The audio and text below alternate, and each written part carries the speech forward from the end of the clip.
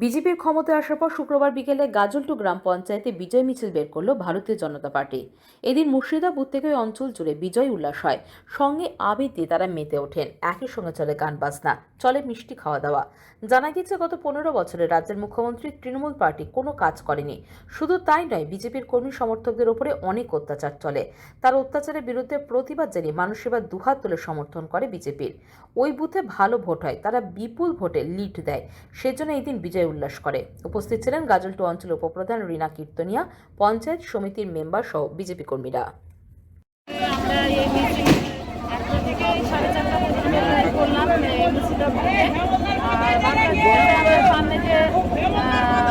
নারী সুরক্ষা যেগুলোর বার্তা দিয়েছি, অন্নপূর্ণার ভান্ডার আছে, 3000 মহিলাদের দিকে, এগুলো আরো অনেক কিছু আছে, এগুলো আমরা বার্তা দিয়েছি।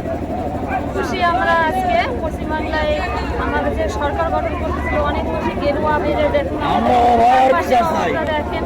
আর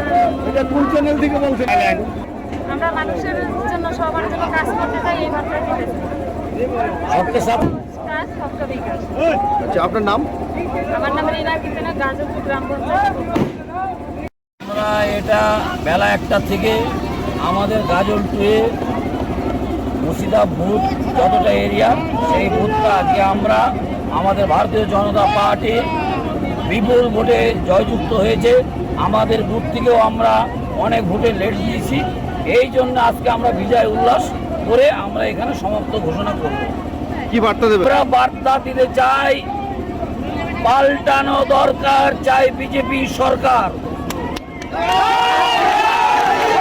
15 বছর যেভাবে মমতা ব্যানার্জির দৌরত্বে আমরা যেভাবে অত্যাচারিত হয়েছে, আমাদের যেভাবে হিন্দু ভাই বোনেরা যেভাবে অত্যাচারিত হয়েছে, তার প্রতিবাদে আমরা সব হিন্দুরা একসঙ্গে গর্জে উঠেছি।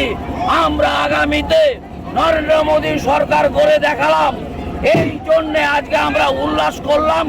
আগামীতে আমরা কেউ যদি আমাদের হিন্দু সনাতনী ধর্মের উপরে কেউ যদি কোনো প্রবঞ্চনা চালানোর চেষ্টা করে, তার বিরুদ্ধে আমরা সনাতনী ধর্ম আমরা গর্জে উঠব।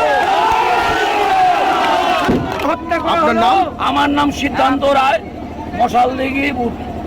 আমি মুর্শিদা বুথের কর্মী।